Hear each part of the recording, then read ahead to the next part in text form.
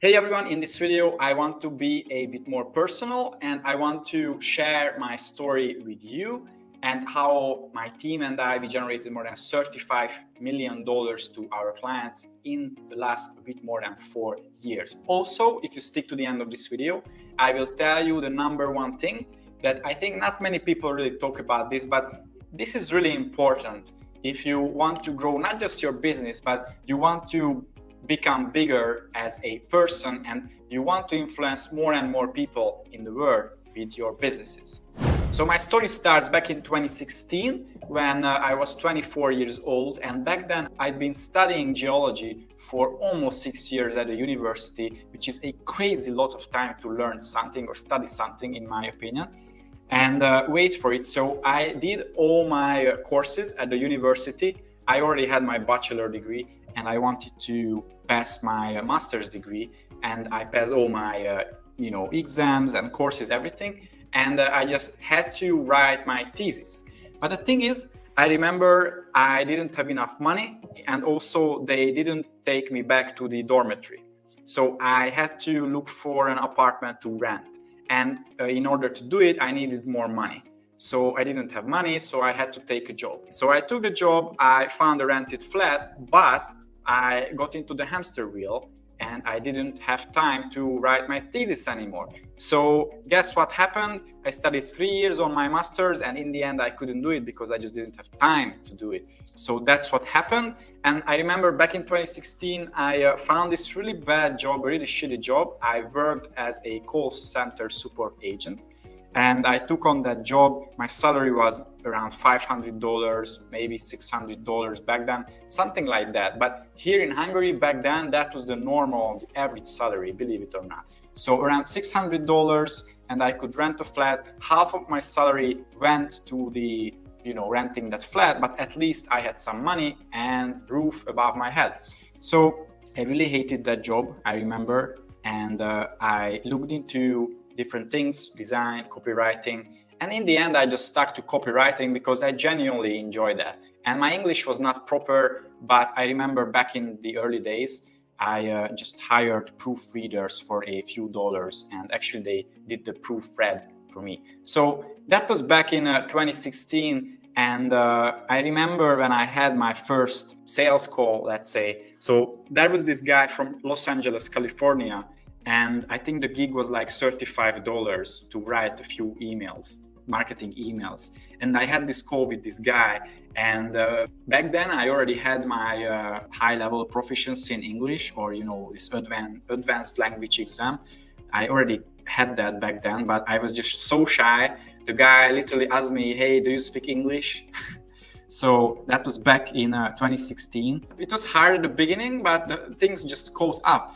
And I remember after a few months of doing this, I earned more and more money with copywriting. I earned a few $100. And at the beginning of 2017, I think around March, I could quit my job because I made enough money. My first full month as a copywriting freelancer, I made $2,000 in 30 days. So I already made almost 4 times more money that I did previously in my 9-to-5 job. So that was a great decision. 2017 was a really, freelancing year for me, I would say. But with my flatmate, with Tomáš, we set this goal back in 2017 that at the end of the year, we will go to Thailand. We will save enough money to go to Thailand for 3 long months, and we will travel all around that beautiful country. We will visit Bangkok, Chiang Mai, Phuket, Koh Samui. We stayed 1 month in Koh Samui. We went to the full moon party at New Year's Eve in Koh Tao. So we traveled all around the major cities and islands. We spent 3 months there. So this was my 2017. It went quite fast. It was amazing. But in 2018, I went to Spain for 1 month, to Malaga with another friend. And then I came back to Budapest in 2018. And I was thinking okay, this digital nomad thing is fun for sure. I know people who does it for long years, right? But it's not really for me because I felt a bit rootless. I want to really stay somewhere. I want to focus on my business and I want to build something bigger. And of course, I wanted to make more money with it as well. So I remember around 2018, I started niching down into e-commerce email marketing. Email marketing is amazing because you can measure your results. It's direct response marketing, right? So you write the copy, you do the design, you create segmentation as well, but then you send out the emails and you just wait to see the results. And you get a lot of data, open rates, click-through rates, engagement, sales that you get. So this is why I really loved email marketing back then. And also e-commerce. So this was a bit accidental, I would say, because I remember back in 2017, I met this guy through Upwork. He was from China and he used MailChimp, and he was just a traditional dropshipper, but honestly, he was pretty good at it. So I remember in a few months, he made more than $1 million per month in revenue, and he barely used any email marketing back then. So he used MailChimp, and I remember that I wrote a few of his emails. We made a couple of hundreds of bucks with the first emails, but I remember I learned quite fast, and then we started making 5K, 10K, maybe sometimes even more, I don't remember, but we made a couple of thousands of dollars with each email marketing campaign. And back then I was in commission. I got a few percent after sales with each campaign. And back then it was a huge amount of money for me. And the guy was very happy about my service as well. So actually I just realized that e-commerce is an amazing opportunity. It's relatively easy to make money. I would say back then it was relatively easy with dropshipping and with emails as well. At the end of 2017 and early 2018, I started niching down into this industry. And then I started posting on Facebook and Instagram as well about my early success. And I remember back then it was quite easy. People, they messaged me up on Messenger or Instagram chat that, hey, man, we could see your great results. We want to work with you. And then that's how I got my first 5-6 clients. And then around the summer of 2018, I started thinking about hiring my first people. I hired copywriters, designer, and then I hired someone who created the emails in Klaviyo or MailChimp. And then I remember later in 2018, I hired our first account manager as well. He's been here for 4 years now, which is amazing. So that was 2018 when I really started formulating our agency. I established a company. Finally, that was 2018, amazing year. And I remember in 2018, I also traveled to the US for the first time to the Boston Klaviyo Boss Conference. That was an amazing opportunity. So 2019 was the year when I think we became a professional agency because we started hiring more account managers. And also that year, I spent a couple of thousands of dollars to go to conferences. I went to the Traffic and Conversion Conference, the Klaviyo Conference. I went to the Affiliate World Conferences. I think 2 of them back then. So, I tried to network with different people. I met a lot of amazing people. And even since then, I haven't visited as many conferences, partly because of COVID the past few years. So 2019 was an amazing year. And I remember when we hit more than 10 team members and more than 10 clients. And that was just an amazing experience. 2020 was a very bad and good year. We were on the lucky side of the coin, let's say, the fortunate side of the coin, because online businesses, many of them, they could actually thrive because of the situation. And I cannot complain because that year we could grow further. And we were around 15 people back then. We hit 20 plus clients, I remember. And a huge step was for my agency that we hired our first salesperson, because I just wanted to be out of not just client communication, but also the sales process. I just want to remove myself. So, I wanted to work on the business and not in the business anymore. So we hired our first salesperson, and she's an amazing person. She lives here in Budapest, where I am now, but I think she was not the right fit. And it took 6 months for me and for us to realize that. So make sure when you hire a salesperson, you really know whom to hire. Actually, I remember during summer of that year, we even got some financial, shortcomings because of low sales. So yeah, sales is just crucial, and your salesperson. Otherwise, I started my podcast in 2020. Since then, we hit more than 120 episodes, which is amazing. And 2020 was a really interesting year. And in 2021, we signed our first clients who were in the 8-figure range, and I'm really proud of it because I really like working with bigger clients. You know, they are usually achieve something with their business. They've been doing it for 5-10 years, sometimes even more. And our biggest clients, they started the business in the 90s before the advent of e-commerce, of physical e-commerce.